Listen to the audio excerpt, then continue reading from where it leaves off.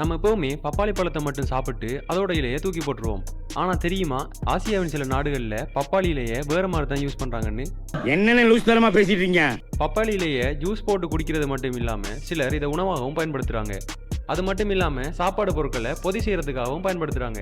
நம்ம பக்கத்து வீட்டிலே கிடைக்கிறதால இந்த இலையை தூக்கி போட்டுருவோம். ஆனா வெளிநாட்டுல இதுக்கு காசு கொடுத்து வாங்குறவங்களும் இருக்காங்க. இதுல கறியோட கசப்பு குறைக்கும் ஆற்றலும் சில ஹெர்பல் மெடிசின் பயன்களும் இருக்குதுன்னு சொல்றாங்க. இதுல உள்ள கெமிக்கல்ஸ் ரத்த அழுத்தத்தை கட்டுப்படுத்துறது மட்டும் இல்லாம டெங்கு, டயபெட்டிஸ் மாதிரியான நோய்களுக்கும் உகந்ததுன்னு ஒரு கருத்து கணிப்பே சொல்லுது. அடுத்த முறை பப்பாளி இலையை பாக்குறப்போ ஒரு ஹெர்பல் மெடிசின் தான் கையில வச்சிருக்கீங்கன்றத மறந்துடாதீங்க.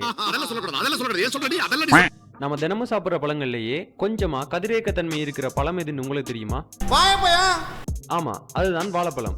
அதாவது வாழைப்பழத்துல பொட்டாசியம் 40 அப்படின்னு சொல்லக்கூடிய ஒரு இயற்கையான கதிரியக்க அணுசேர்மம் இருக்கு. ஆனா பயப்பட வேணாம், இது மனித உடம்புக்கு எந்த கேடும் தராத அளவுக்கு மிக மிக மிக குறைந்த அளவுக்கு தான் இருக்குது. ஒரு நாள்ல நூற்றுக்கணக்கான பழங்களை சாப்பிட்டா மட்டும்தான் அதோட கதிரியக்கத்தால நம்ம உடம்புக்கு எஃபெக்ட் கொடுக்க முடியும். இதனால தான் சில விமான நிறுவனங்கள் கூட அதிக எண்ணிக்கையான பழங்களை ஒரே நேரத்தில் எடுக்கக்கூடாதுன்னு சொல்லியிருக்கு. இந்த வீடியோ உங்களுக்கு பிடிச்சிருந்துச்சுன்னா இந்த வீடியோவை லைக் பண்ணி நம்ம சேனலை சப்ஸ்கிரைப் பண்ணுங்க. அதோட அதிகமாக வாழைப்பழம் சாப்பிட்ற உங்க ஃப்ரெண்டுக்கு இந்த வீடியோவை ஷேர் பண்ணுங்க.